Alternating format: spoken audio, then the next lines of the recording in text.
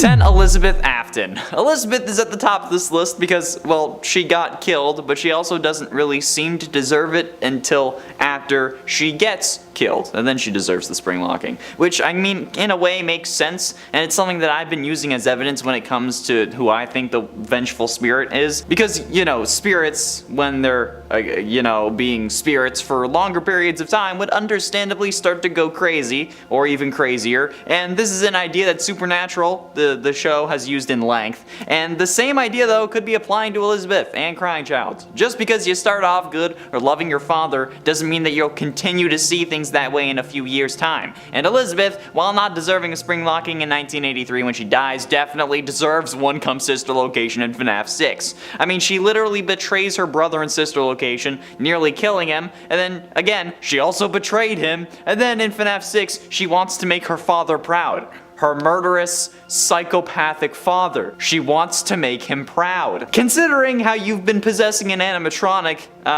that he made that caused you to die, that he made, I think that you would have already made him pretty proud, I guess.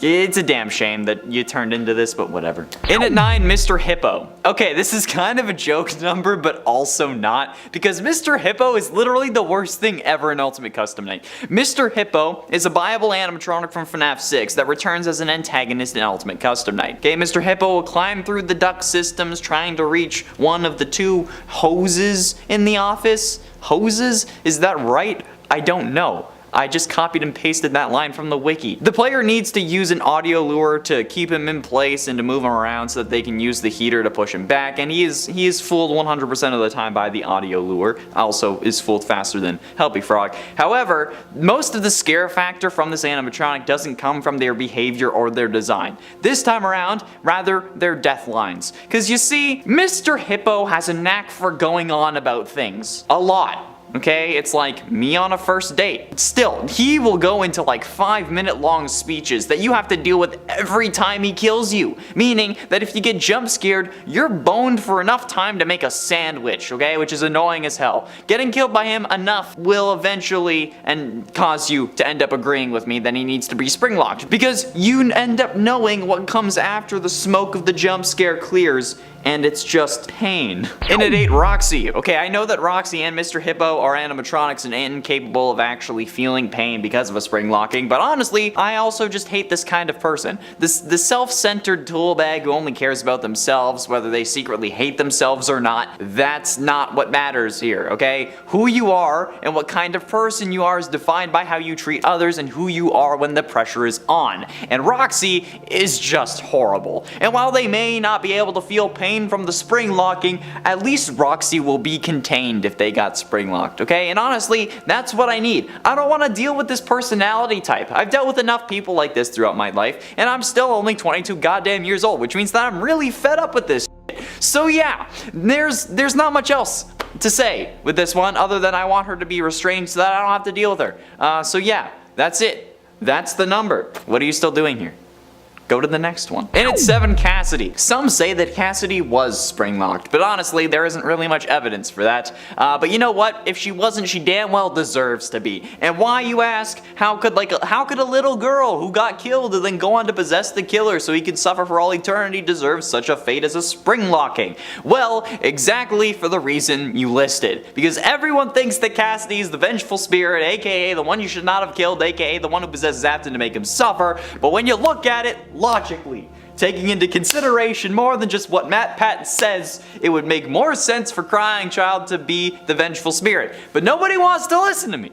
Nobody wants to hear even my suggestions because of Cassidy. The amount of hate that I've gotten in the comments, in my DMs, on TikTok for God's sakes, is more than I have gotten for anything else. Even more than I got for suggesting that Michael was a Crying Child robot. Just because William didn't kill Crying Child directly does not mean that he couldn't possibly blame the man who made the robot and gave it enough power to crush a skull for his death. Because, you know, that wouldn't normally be required. Plus, Cassidy only has significance because you think she's the vengeful spirit. Take that away, and what importance does she have? Exactly. So, just for that, and for hardly anyone being willing to even hear me out, Cassidy damn well deserves it. Honestly, she could be higher on the list, but I wanted to rant about other people a little bit more. So yeah, there you go. In at 6, FNAF cops. The cops in the FNAF universe are absolutely the most moronic bunch of people I have ever, I guess, not seen, but heard of, honestly. Like, yeah, I get that they couldn't catch William for story purposes, but that seemingly was retconned, since in the first game they said that they had made an arrest. They could have ended it right there. The story could have been over, but they couldn't find the bodies, so they let him go. Yeah, ignore the animatronics that smell like death, are leaking blood and other bodily fluids, and that many parents have compared to reanimated corpses. Those don't have anything to do with this scenario. Yeah, totally. And even when they find baby's blueprints and see that she has a child storage tank, they don't do anything more than question him. Quote, "There's no doubting what you've achieved on a technical level. These are clearly state of the art. There are just certain design choices that were made for these robots that we don't fully understand. We were hoping that you could shed some light on those." Dude, arrest him! And search the bloody, rotten body smelling animatronics. God damn it, how hard is this? Okay, if it's a crime scene or a suspected crime scene, come on, if it's a crime scene, you don't need to have a warrant, for fuck's sakes, okay? They all deserve spring lockings for the sheer stupidity alone. I'm surprised that they didn't crawl into one and then get killed by it just because they're that damn stupid. Halfway through into number 5, William Afton. William is at number 5 because, well, he absolutely did deserve to be a Springlock victim, but he also actually was, and seemingly is the only one who actually was on this list. But, like, for real, this man deserved what he got in more ways than one. Seriously. He was a mass murderer who would have gotten a lethal injection anyway, but also the technician that made the suits, the man that handles the suit maintenance on the daily, and is absolutely explained to every single employee that has put one of these fuckers on the proper procedure for the Springlock suits. Mostly for tax and liability reasons, probably, okay? But including the Spring Bonnie suit that he uses to kill people, okay? Then he gets inside one without thinking and somehow doesn't notice the moisture in the room, the leaking ceiling causing the Springlocks that were active at this moment to fail and just fill him full of metal, okay? But like, it's your building, my guy. How are you not painfully aware of the leaking ceiling in this back room? Really? Like, how? How do you not know? Seriously, somehow, this lucky motherfucker managed to get possessed by someone that he killed who was so pissed at him that they kept him alive for all of his other supposed to be deaths. Because they wanted William to suffer. Like, god damn it. No matter who it is, whether you believe it was Crying Child or Cassidy, despite there being a more logical conclusion when you don't just blindly listen to MatPat, like, why? Why couldn't you just let him die? I get that you want him to suffer, okay, obviously. I mean, I put him on this list. I wanted him to be spring-locked. But, like, doing that results in him killing more people. So why? Why would you do that? In it for Vanessa. I feel like this one is kind of obvious, and you may get mad at me for saying this, but Vanessa deserves to be spring-locked, man, okay? You're probably thinking, but she's possessed, you moron. She doesn't have control over her actions. But that's the thing. She does. Vanessa has no willpower to sacrifice herself for the greater good, okay? At this point, I think that it's safe to infer that Jeremy from Fnaf VR didn't go crazy because he just saw a glitch trap. It's fairly reasonable to say that he got possessed. Tape Girl hadn't broken glitch trap into the tapes yet, and he was probably just able to possess whoever he wanted. So if Jeremy did get possessed, and the possession worked in a similar way that it does with Vanessa, which would make sense, Jeremy would at times be sentient and in control of his own body. So if he knew about glitch trap, maybe he didn't cut his face off because he was freaking out like he had just taken like the Epsom salt because you use it in the bath. Maybe he did it to try and kill the monster that was inside of him, okay? So if Vanessa had the gall, Afton wouldn't really have a vessel, okay? Especially since the VR game at this point was probably abandoned. But she won't. But she won't do it. So she deserves to be spring-locked. Getting close to the end into number 3, Gregory. The way I see it, Gregory is such a stuck-up little shit that he would absolutely deserve to be crushed by metal robotic bits being put in the same places as Bones, because this kid is just a damn menace that seemingly doesn't want to take responsibility for any of his actions. And you know what? None of you hold him accountable either. Gregory orders the robots to disassemble Vanny. Quote, okay? Gregory being willing to kill Vanny is already pretty messed up, but while some would argue self-defense, this is not self-defense. Self-defense requires a reasonable amount of force to be used, okay? Tearing a person limb from limb is not reasonable force. This kid is easily able to destroy all 3 animatronics without a moment's hesitation and then use their upgrades on Freddy. He is willing to kill Vanny, like I said, despite actually seemingly knowing her like we see in the best ending, and then he burns Springtrap multiple times in an attempt to stop him from taking control over Freddy, but again, he's also just setting fire to this thing all the time. So like, what the absolute living hell is this kid doing? And how is he so nonchalant about this whole thing? Okay, this guy literally kills Vanny and then only gets emotional when he has to go talk to a destroyed Freddy robot that they can remake. Dude, Vanny's literally bleeding out right next to you. I'm sure that her ribs are just splayed across the floor. Dude, couldn't you have just said like stop Vanny or restrain Vanny? Stop Vanny would have been the easiest one, not freaking disassemble. Okay, you're not panicking about literally anything else in this game. Okay, just say something that doesn't involve a human dying, for God's sakes, okay? Stop Vanny! Dude! Penultimately, in number 2, Henry. Yes, I'm going to continue the Henry hate train. Choo choo, get on board, motherfuckers, because despite how many people try and defend him, I will never stand down. I don't get what Henry's deal is, because he does not kill William at any point in the series, aside from trying to make it look like a fire did it. But William is already considered dead. How would you killing him make things suspicious? So why would you try to cover it up with a fire? For some reason, okay, he seems to be fine offing William's son when he gets the chance though. I mean, in both of the fires that Henry has set that we see, FNAF 3 and FNAF 6, Michael was there both times. And he didn't seem to care that Michael was in the building either time, okay? He doesn't even give Michael the opportunity to leave in FNAF 6 despite there having been a way out planned. Quote from Henry's final speech. "And to you, my brave volunteer, who somehow found this job listing not intended for you. Although there was a way out planned for you, I have a feeling that that's not what you want. I have a feeling that you are right where you want to be." You have a feeling? What are you, the black eye frickin' peas? He assumes that we also want to die in these halls, but doesn't give us the chance to actually make that decision for ourselves. He just forces us to die, since he doesn't give us a way out. Okay? That's murder! Whether we wanted it or not. Okay, assisted suicide is still illegal in the majority of states, I'm pretty sure, okay? But even then, not giving us the choice, even just assuming that we want it, makes it a murder. Instead of like having the fire burn the building down, or having Baby lob his head off, okay? He should have had to suffer a Springlock failure just so that he could see how easy it would have been just to off Afton directly instead of trying to do it like a coward. And finally, in at number 1, Michael Afton. Michael Afton absolutely, in my mind, deserves to have gotten Springlocked instead of simply burning in FNAF 6, okay? Like, sure, he seems to be playing the good guy, going after his father, but in reality, Michael, to me, he's just playing the hero this whole time and not actually doing anything. He says he's trying to right his father's wrongs and whatnot, but even Oliver Queen did more than that, okay? He's not doing it because he's a good person. He's doing it because he feels bad and not because of, like, some higher moral code. He blames himself for getting his brother killed, which I mean is understandable, but then that subsequently means that anything he does to try and like fix the things that his father did is just to make himself feel better about his own mistakes. Because in the end, nothing is gonna bring his little bro back, okay? And he doesn't even really have the stomach to actually stop his father once and for all. He says that he's going to come find him, but then when he does in FNAF 6,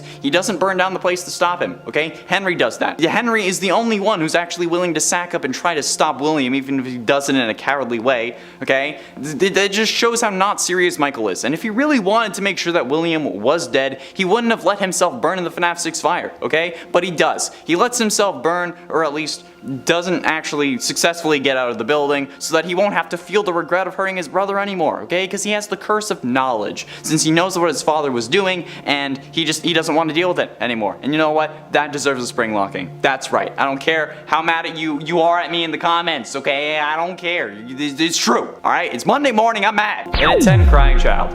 Okay, so I'm putting this one at number 10 because I personally don't think that the Crying Child is a Springlock victim. To me, there's just no logical way that that animatronic jaw should have crushed his skull, because, you know, the Springlocks were already active and that would require a lot of power to crush a skull anyway. However, it is possible that since this is a series about haunted animatronics possessed by spirit metal, that logic kind of gets thrown out the window. So assuming that he is a Springlock victim, that's brutally scary. Being thrown into an animatronic's mouth and crying so much that you make the jaw snap onto your own skull, killing you instantly? Holy crap, that is nightmare fuel. That's why some people are scared of robots or animatronics, and while it may not be realistic, the possibility of it happening is still horrifying to say the least, especially since not even that long ago he lost his sister to Circus Baby, and that's pretty messed up. And I'm sure that Michael, who put the kid in his mouth, as long as, you know, I'm wrong about my theory, he'd be scarred for life, and I think I would be too. Before we move on to number 9, can you do me a favor and smash that like button and subscribe if you haven't yet if you are looking forward to this list. I saw a load of comments asking for it, so this better not flop. If it flops, so help me, you will all have a reckoning. The more likes we get, the more likely we are to do a part 2, and it also helps us against the algorithm almighty and lets us grow the channel, which means more cool vids for you, so you know, it's a win-win, so thank you. And at 9, The Twisted Ones. The Twisted Ones novel starts a year after The Silver Eyes ended, with Charlie in university. One day, however, Clay Burke comes to see Charlie, and for some reason brings her to see a corpse with familiar wounds. This could either be because she would recognize them, or because she was working with the police, or because they had to advance the plot. I don't know, I haven't read the original novels, but I want to. However, looking at the wounds, she confirms that they are in fact a Springlock failure, meaning that we have an unnamed Springlock victim in the Twisted Ones novel. If this character does have a name, like if it's revealed in later down the line or something, please let me know, because I couldn't find one online. However, while this may seem insignificant to you, the real horror of this number comes from what it signifies. This Springlock marks the return of William Afton, since at the same time, Clay also tells her that a blood sample they took from Afton showed that the body was a fake, or at least it was fake blood. The return of a killer, and the purple guy of all of them, that's pretty damn scary if you ask me. And at 8, The New Kid. Continuing with the theme of Fnaf books, what about the story The New Kid from 1:35 AM, the third Fazbear Frights book? The story revolves around Devon, Mick, and Kelsey. Devon and Mick are outcasts. They aren't popular, they aren't cool, but when the new kid Kelsey arrives at their school, they make a new friend, despite Kelsey being charismatic and adored by everyone else in the school. Over time though, Devon grows jealous of Kelsey, since Kelsey has everything that Devon wants. So in an act of revenge or to gain control, because you know that's kind of serial killery, Devon hatches a plan to lure Kelsey to an abandoned Freddy Fazbear's to trap him in a Springlock suit for a couple hours, to try to humble him, I guess. But the plan goes horribly wrong. After getting in the suit, the Springlocks fail, as expected, because you know this is a Fnaf book, causing Kelsey's blood to soak into the fur of the animatronic and pool around the ground. Devon and Mick leave Kelsey for dead so that they won't get in trouble, but something doesn't feel right. So a week later, Devon returns to make sure that Kelsey's body is still there, for some reason. He sticks his hand into the animatronic's mouth to feel if it's there, and snap! The Springlocks fail yet again, as per usual, and Devon gets his hand stuck inside the suit and bleeds out, but not before seeing a body in the suit, but with black hair instead of Kelsey's blonde hair. If that's not scary, then you need to go see a doctor, because that's bone chilling. That's messed up. No. And at 7, Grim Fredbear. Grim Fredbear is one of the antagonists from Final Nights 3 Nightmares Awoken. He's only active on Night 5 and found in the left hallway. Grim Fredbear resembles the normal golden Fredbear suit, only with his suit glowing a deep purple while the interior of the suit glows a bright white. His upper face appears to be torn off, including his eyes, leaving an empty, hollow, gaping hole in its place. The inside of the mask, though it appears like there's nothing really inside, actually conceals a white, pale human head that can only be seen during his jump scare. And before you ask, yes, it's mine. The animatronic is clearly meant to be a reference to Shadow Freddy and the theory that the Shadow animatronics were Springlock victims, which was later confirmed by Scott to be false when stating that William was the only victim of a Springlock failure. And in the museum level, which unlocks after Night 5, it is revealed that Grim Fredbear is a Springlock victim, saying, quote, another Springlock failure victim, the second generation of Fredbear. And at 6, Grim Chica. The first Springlock victim in the Final Nights series, Grim Chica is a primary antagonist in Final Nights 3 Nightmares Awoken. Unlike others, she is not a Reaper animatronic. Grim Chica holds a strong appearance to the Springlock suit on the poster in the Night 3 cutscene, but her faceplates are very hard to spot and she's almost entirely purple. She really resembles Toy Chica. The glowing accents inside of her resemble a human corpse. She lacks a bib unlike the original Chica, and her overall body is very slim like the original Toy Chica, except for her hips, which appear to be much wider. Got the baby birth and hips. I regret that immediately. And she lacks shoulders or upper arms, with her forearms protruding from her armpits. Grim Chica is also revealed to be a Springlock victim in the museum level, saying, quote, "A victim of a Springlock failure, forever forced to haunt the suit she is wearing, now being manipulated by your sister and mother. Tried spray on tan, still very pale." Why is that so relatable to me? Like, no matter what I do, I'll always be pale and pasty. Not the whole being manipulated by your sister and mother thing. That's weird. But like, I'm okay with forever being pasty. However, I did rank this above Grim Foxy because, like, it's Chica.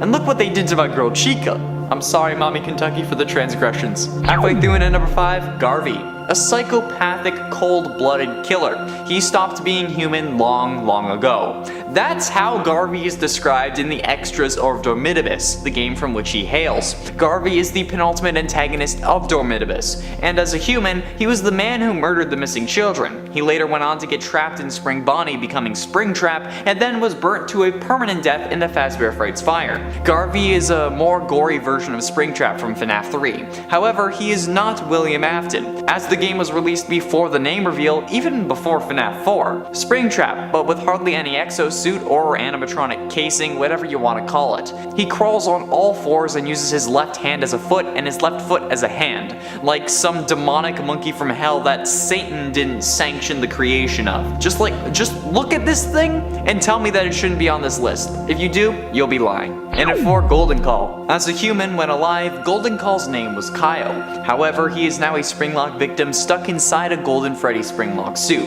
Golden Call has the typical rundown Springlock suit vibe, similar to Springtrap. However, this is even more gruesome. His left ear is bent, he has guts coming out of basically every hole in his body, human eyes are hanging out of the animatronic's eye sockets. He's even missing exosuit on his right foot, and the character is holding a flesh-colored, at least it's flesh-colored, it may be even like fully like a flesh, phone in his right hand that stays stuck to his head via more flesh or blood strands connecting to the side of his head. It's horrifying, dude. This is a monstrosity. And looking at his age on the wiki, Kyle was only 5 when he got Springlocked, which is absolutely nuts and just flat out horrible. So unfortunate, man. He was supposed to be the next best Fortnite player. That's a joke for the long-term subs. You know it. And at 3, Am I Real? Am I Real, also known as Cake Bear, is presumably the primary and most recurrent antagonist in Dormitibus. Am I Real has 2 different forms. His first form is Cake Bear. Cake Bear's design originated from the Save Him minigame, where he delivered cake to children while a kid is murdered outside. He is the predecessor of both Fredbear and Freddy Fazbear. Cake Bear is a brown bear animatronic that also acts like a Springlock suit that appears in most of the main nights. Although they do look similar, the only similarities he has to Freddy Fazbear in reality is that they both possess a top hat, are brown, have blue eyes, and are a bear. Am I Real's second form is a form that resembles Springtrap, however. This form has a green color much like Springtrap and contains human remains. His right eye socket has gotten bigger on the side and a big hole can be seen on the right side of his head. His top hat has received some withering on it as well, and his lower jaw is slanted and worn down, no longer circular like Cake Bear's. He also has a sizable hole in the right side of his torso, revealing organs. Ha, lovely. Rips and tears cover his arms, revealing more human remains. He also appears to be missing at least 1 finger on his right hand, and it's absolutely terrifying to look at. Of course, 3 out of 10 of these are going to be from Dormitibus. Like, what did you think was gonna happen? Did you watch the Dormitibus animatronics list? Penultimately, in at number 2, Springtrap. I believe we all know this story by now. Everything was going well at first. They couldn't pin him down and he was on his way to immortality.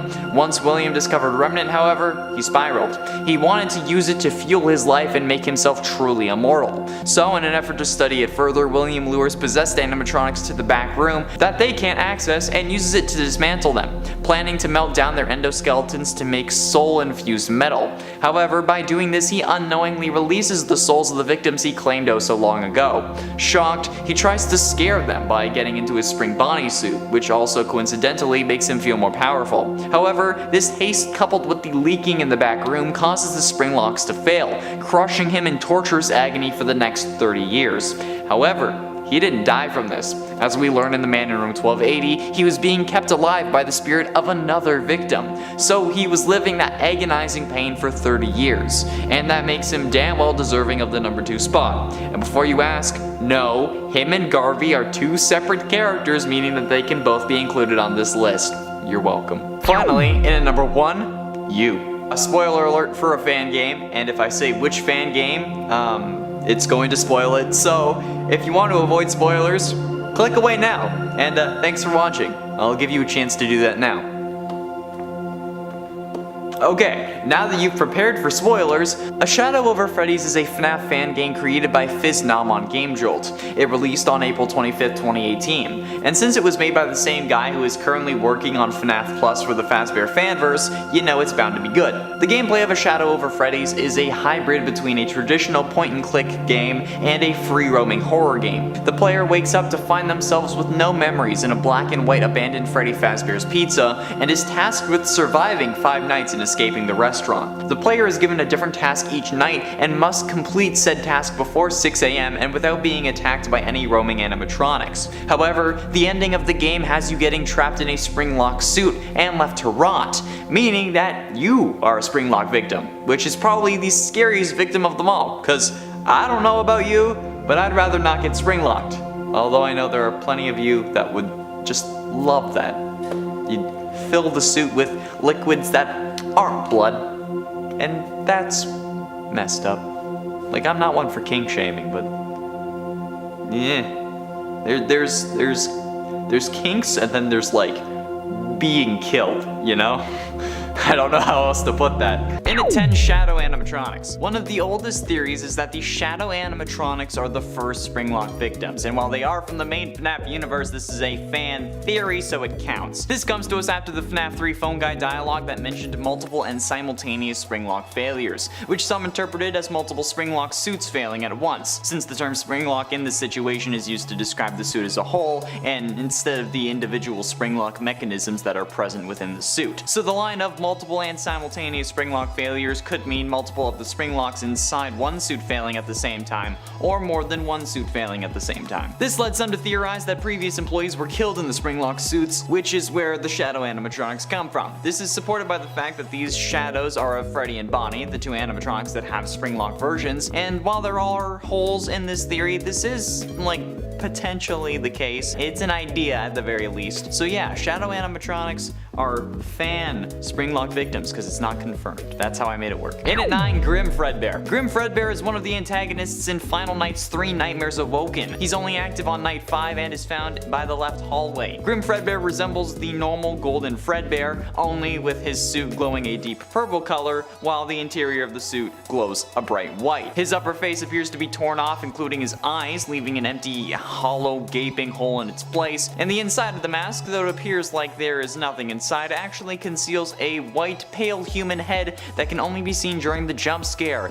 And before you ask, yes, it's mine. I was going to make that a joke, but I actually wrote that into the script. Holy crap. This animatronic is clearly meant to be a reference to Shadow Freddy and the theory that the shadow animatronics are Springlock victims, which was confirmed to be false by Scott when he stated that William was a Springlock failure, but still, okay? On the museum level of Final Nights, which unlocks after night 5, it is revealed that Grim Fredbear is a Springlock victim, saying, quote, another Springlock failure victim, the 2nd generation of Fredbear. In at 8, Fredtrap. To be honest, I searched this up just for the hell of it, and there actually are Fredbear versions of Springtrap, which is kinda cool, but I mean, kind of expected. Fredtrap is exactly what you would expect. Springtrap's look on a yellow Freddy animatronic. The designs are actually really well made and honestly are scarier than normal Springtrap for me. I mean, I don't know, I guess for some reason I think bears are scarier than rabbits.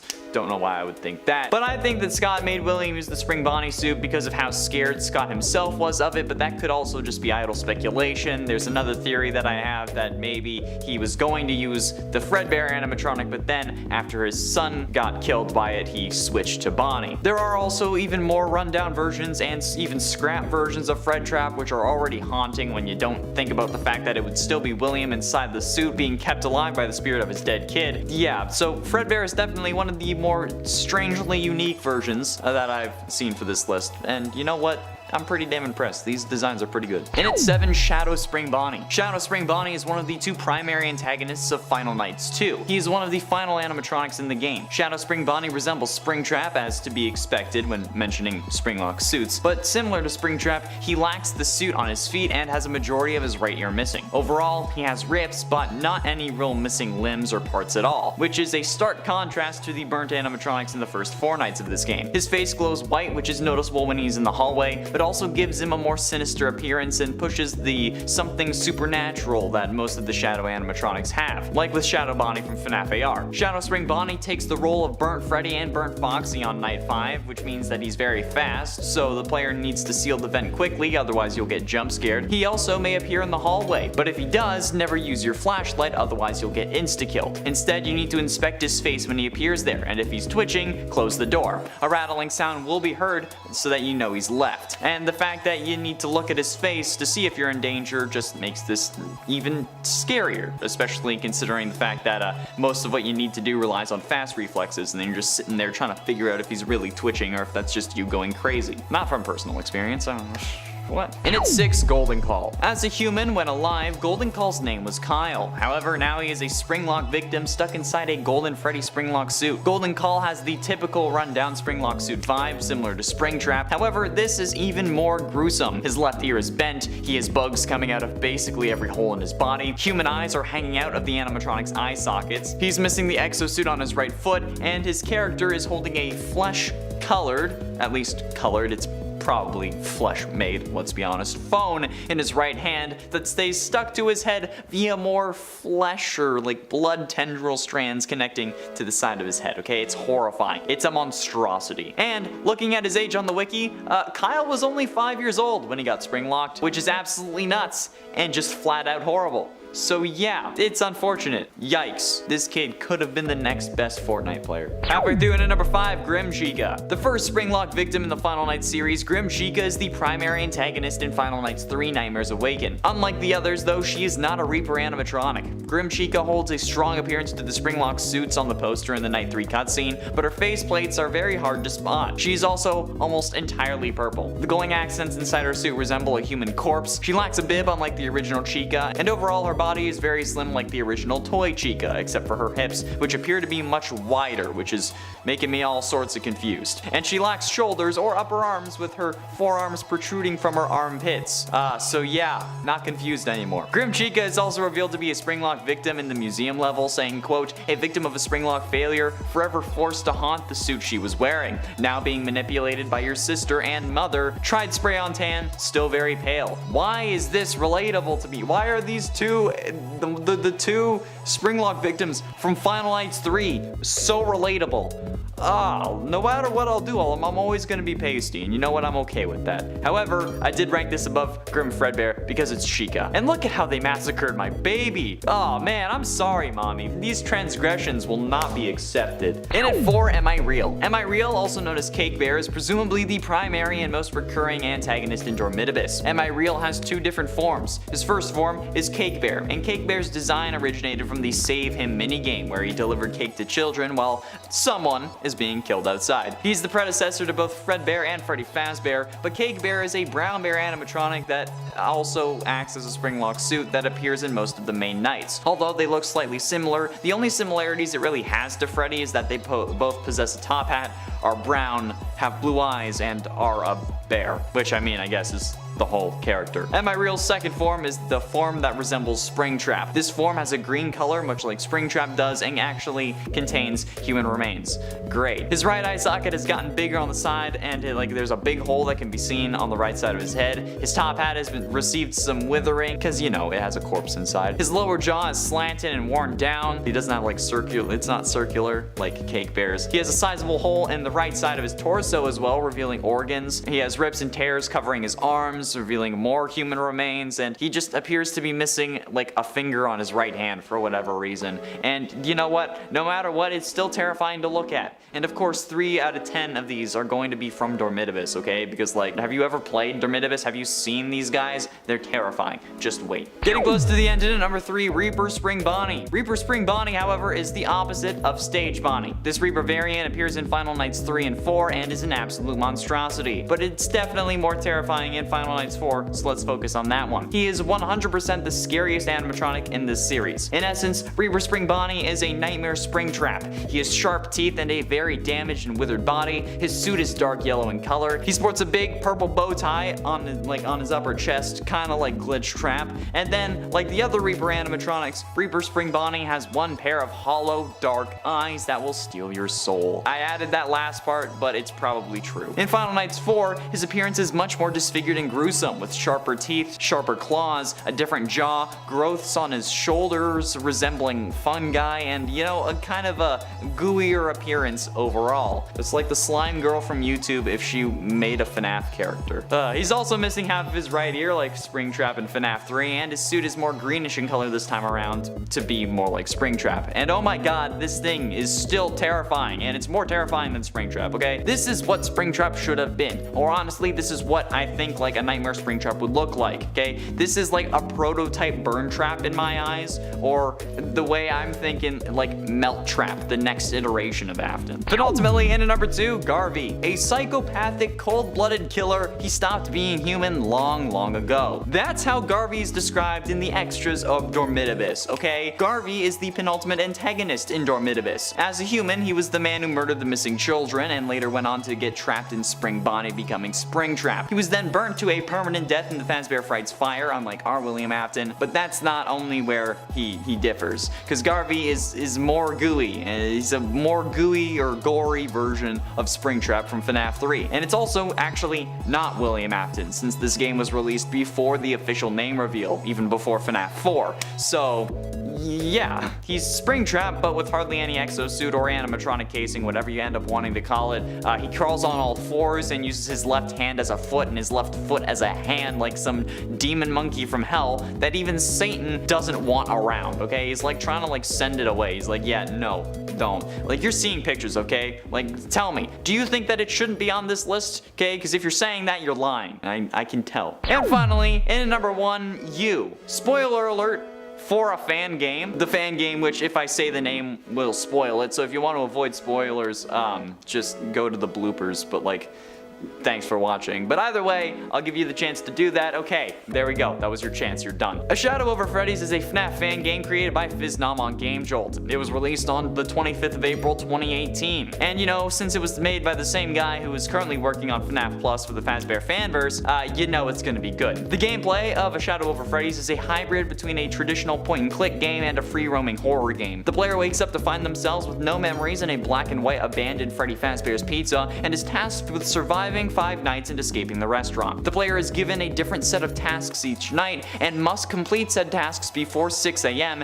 and without being attacked by any roaming animatronics. However, the ending of this game has you getting trapped in a Springlock suit and left to rot, meaning that you are a Springlock victim, which is probably the scariest victim of them all. I don't know about you, some of you I do because I've seen the comments, but I would rather not get Springlocked. It's also revealed that you are William Afton in this game, but you know what, it's you, so it's good enough for me. And at 10, William Afton. Again, could William have suffered a Springlock failure before getting trapped in the Spring Bonnie suit like we see in Fnaf 3?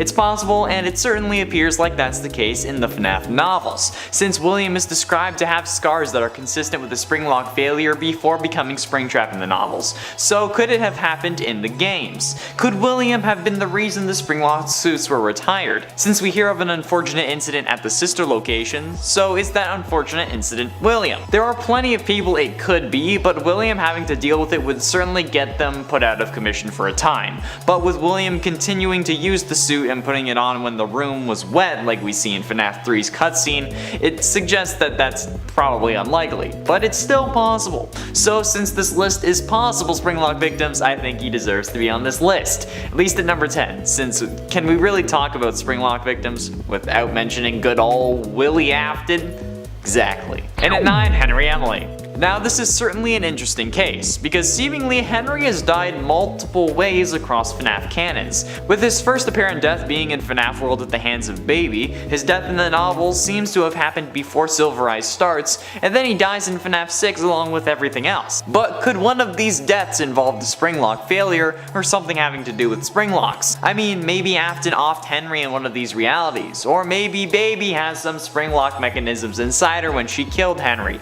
Hell, maybe Henry just climbed into the wrong suit at the wrong time.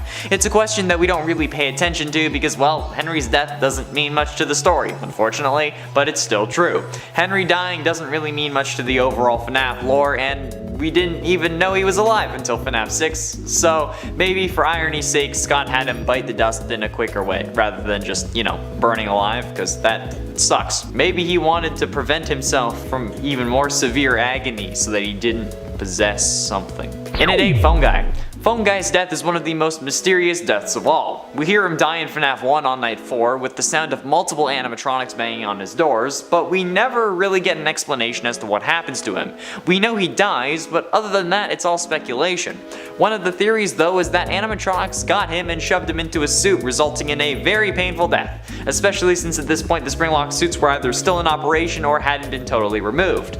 The actual timeline of the events of the Springlock suits is a little messy since we don't really have years for things like them getting scrapped, yet it's still possible that Phone Guy was shoved into one or maybe used it to hide. After all, maybe Phone Guy is secretly William Afton and Scott just didn't want us to know that yet or something. I still feel like that might have been in the realm of possibility. Maybe not now, but it was. And at 7, Michael Afton. This relies on heavy speculation and assumption. However, if the entered enema is truly what killed Michael's body, then could it be considered a spring locking? We don't really know if the Funtime animatronics have spring locks, but we can assume that they do thanks to their moving parts and abilities like a giant claw that goes out and stores items. But this would also mean that Ennard would have at least some of those same parts. So if the Funtime animatronics that were made around the same time as the original Springlock animatronics used similar parts or techniques, which is likely, that means that Michael Afton would also be a Springlock victim. We don't need solid proof since this is a possible Springlocking victims list, so proof of possibility is all I really need. And honestly, I think that this would provide a good explanation as to why he turned purple. Since people who die don't turn purple. Instead, if they rot, they would most likely be depicted as green, especially when another major character is linked to the color purple. So, if that is indeed bruising, it would make sense if the Springlock mechanisms were hurting him from the inside out. And at 6, Bite of 87.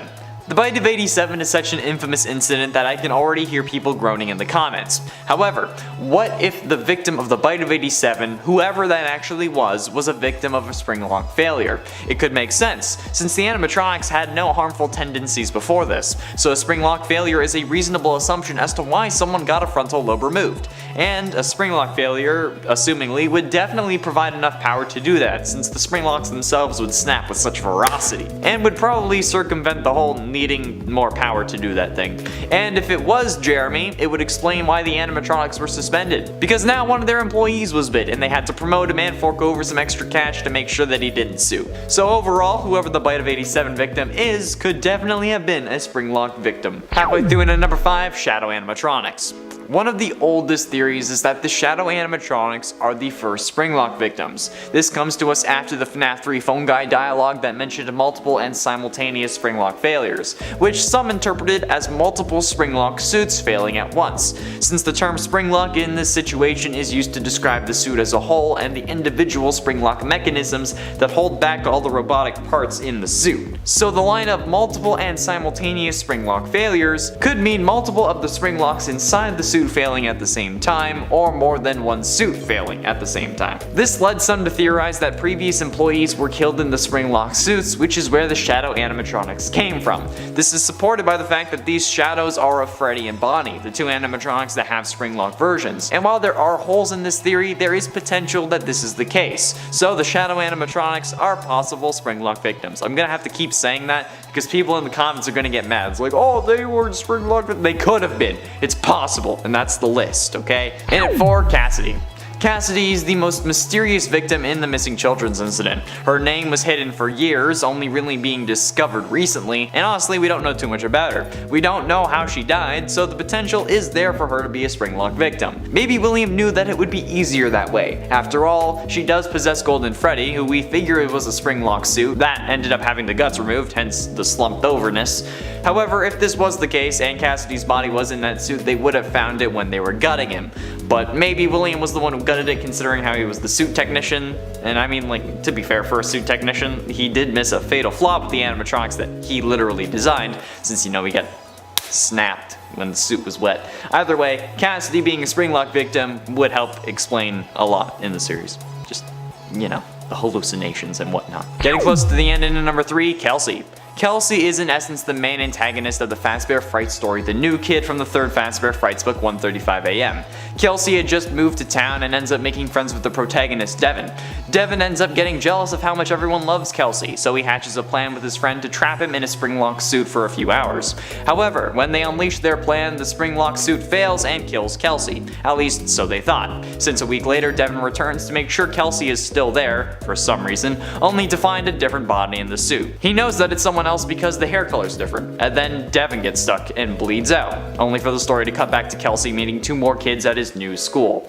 This is an interesting story because while Kelsey did get Springlocked, he ended up being fine. So what happened? Some think that Kelsey is a ghost, while some think that he's the one you should not have killed. But no matter what, we all feel like there is a high possibility that Kelsey was a Springlock victim, at least when they were alive. We don't know how and we don't know when, but it's a definite possibility. Penultimately, in at number 2, missing children. Much like the Cassidy situation, the entirety of the missing children involved in the missing children's incident may have been Springlock victims. We're still unsure as to the method of extermination that William used on the screaming pests. Sorry, the kids who run around in my building hallways they're still getting to me. If they ever go missing though, these videos are not going to help me. Anyway, we don't know how William dispatched of these kids before shoving them into the suits, and honestly there may not be a way that he killed them before shoving them in. The act of putting them in the suits may very well have been what killed them, which would make sense given that a Springlock incident would be more agonizing than a simple knife to the chest. And a Springlock collapse would be a more realistic way for the suits to start leaking blood and other fluids, since one knife wound wouldn't really do that, especially around their eyes. Even if the suits didn't like snap closed, if William shoved them into the suits, that's close enough for me. Finally, in at number 1, crying child. Okay, now this one is going to be controversial, but there is no way that I could do this list without mentioning one of the greatest debates in my DMs ever. The amount of people who message me on Instagram not asking about my game's Kickstarter, but rather the bite of 83 and how it had to have been a Springlocking bothers me to my core. I say this every time I'm bringing it up. I don't think that this was a Springlock failure. That being said, it's still possible, and that's what this list is about. The reason I don't think it was a Springlock failure is because the Fredbear suit was already in animatronic mode, meaning no Springlocks would have a chance of failing. Since, keep in mind, a Springlock failure refers to the Springlock mechanism failing to stay open, meaning it snaps back into animatronic mode. That's why it's bad if someone is inside, and there would be no Springlock mechanism in and around the mouth because it would always be in animatronic mode, since the jaw just moves up and down. But nevertheless, it's still a possibility, since logic and physics doesn't seem to apply to the Fnaf world, which is made evident by those goddamn doors from Fnaf 1. Even if they're electromagnet, they would still be open with power, so if they ran out of power, they would end up closing. Just saying. 8 out of 10, working at Freddy's. Working at Freddy's would suck. Like, if we're in so much danger, why are we staying for the 5 nights? Okay, do we need a job that bad? Putting like the lore reasons aside, right? But the real question is, other than that, how is Fazbear Entertainment even allowed to have employees in an environment like this? Already working there, you would have to deal with the possibility of a Springlock failure, and Henry and William just letting the people who run your business and making them money wear the suits is stupid, okay? Like, put this on or you're fired, but don't end up dying from robotic parts replacing your internal organs in the hot suits that fail with moisture. Like, seriously? Want to talk about health and safety? What about the having actual corpses stuffed into animatronic suits that are in front of how many kids every single day? Especially when one of them is known for loving pizza and in the VR game is shown in her FNAF 1 form to actually be shoving pizza into the various joints of her body. Plus, 5 nights of animatronics trying to kill me?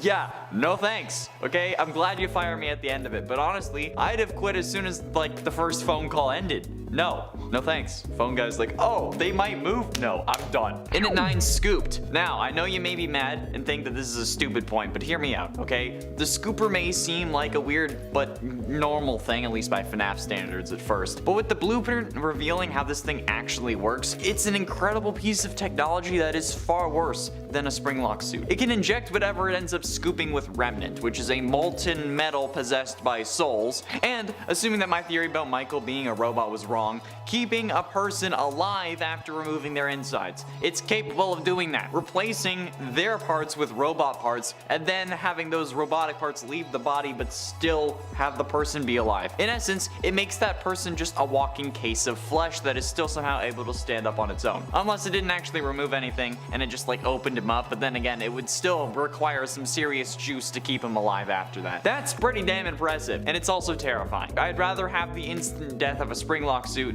than having my bones replaced with robotic ones. Yeah, no thanks. At least while I'm awake. Replace my bones with metal ones when I'm asleep, so I can just like...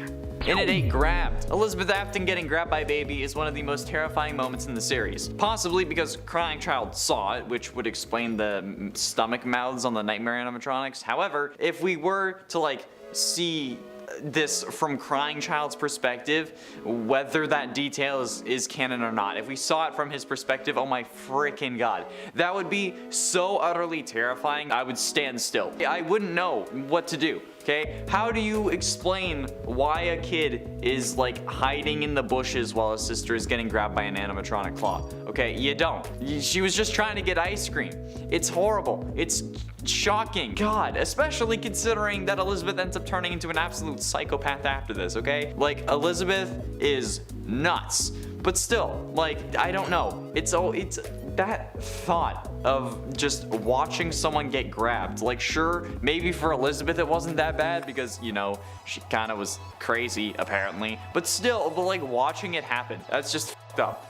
That's a horrible thing to watch happen. It's worse than a Springlock, definitely. In at 7, WWWAD. Ah, yes. What would William Afton do? Because honestly, being him would suck worse than a Springlock failure. I mean, like, I rip on Elizabeth all the time for wanting to impress her father in Fnaf 6 like I was just doing, but I'm right to, okay? This man is an absolute psycho and not even a smart one. I have made so many videos about how dumb William is. Like, what if William Afton was smart? Top 10 William Afton dumbest moments. William Afton's luckiest moments. And that last one was just me ripping on him again because somehow, despite being this stupid and insane, he managed to not get caught. Every single time I talk about how stupid he is, I talk about how he could have done it better, which is why in various videos I will say hi to the jury, because I know for a fact that if anything ever happens in this area, they're coming to me first because I know how to be a psycho. But still, come on, that's it. That's the number, okay? Being Springlocked would suck,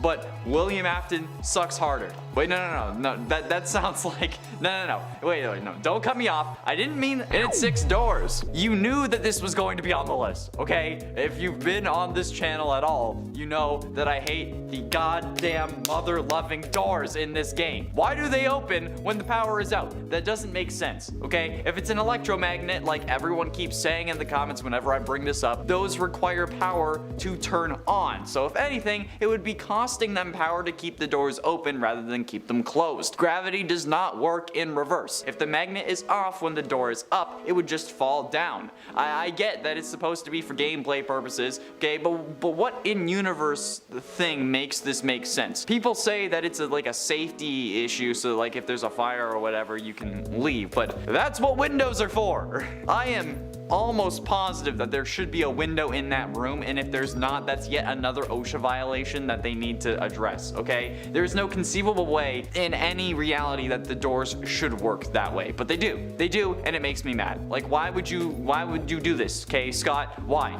Sky Daddy Scott, I'm bringing it back. Why? Some people, like I said, say it's a fire safety thing, but like, no.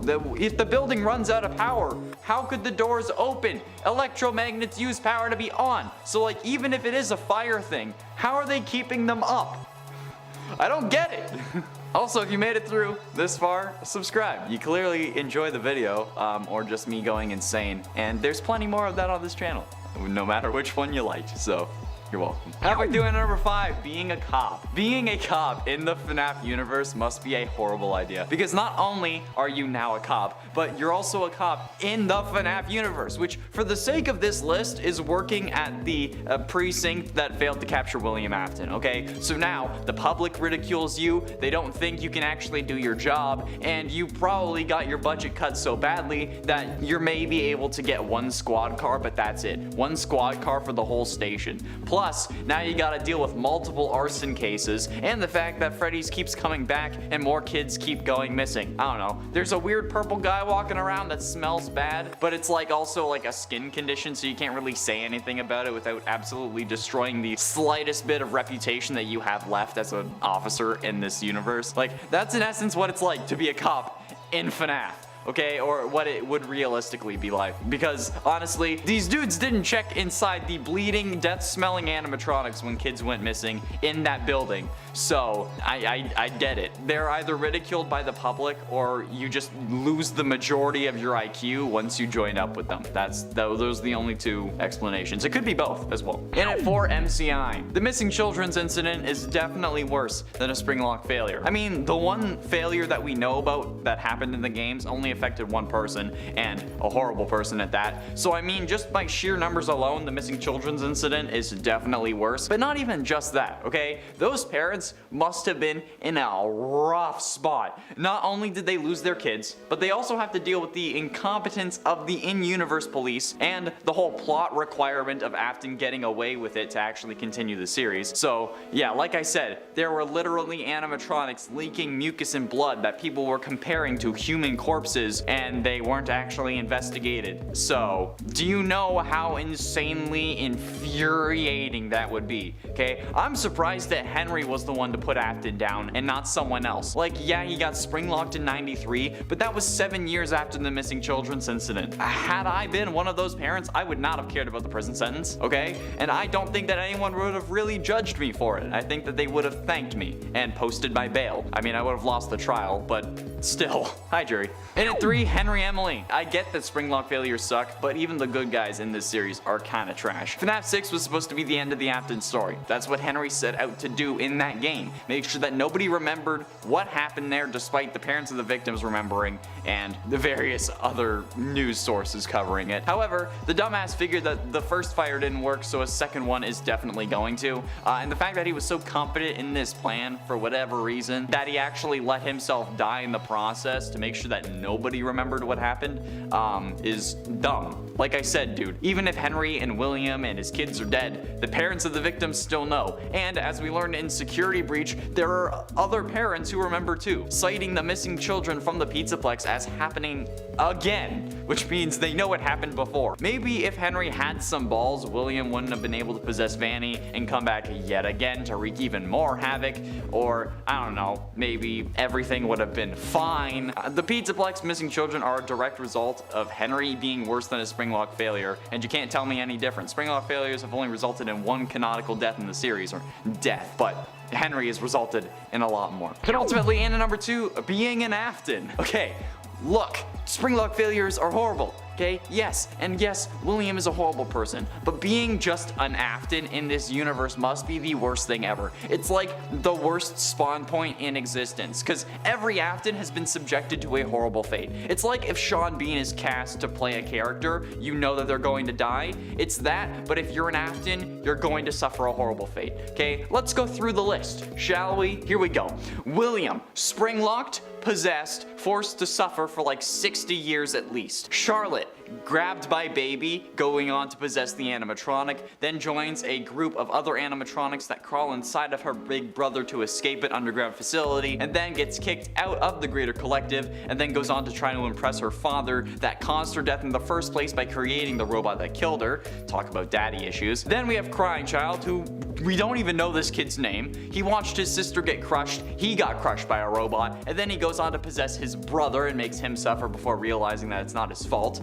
Then, speaking of the brother Michael, he blamed himself for killing his brother. He then spent his whole life trying to undo his father's horrible acts, and he himself was scooped in stuff full of robot parts, including his sister, which is again a whole other issue. He was made into a purple bruised man that everyone was scared of, and he was finally burnt to death in FNAF 6 by Henry without even being given the option to survive. So yeah, being an Afton is cursed. And that's not even talking about how Gregory or Vanessa could be Aftons. And finally, in at number 1, the lore! Oh, the worst thing about FNAF is the lore. Yeah, having to try to figure it out or even think about it or try to give it any coherent links is probably the most horrific thing that you can try to attempt in regards to the series, yes, but also literally at all. Do not try this, please. I get messages on Instagram saying like, oh, I have a FNAF theory and I was hoping we could talk about it. Like, I appreciate that you want to talk to me about it as opposed to like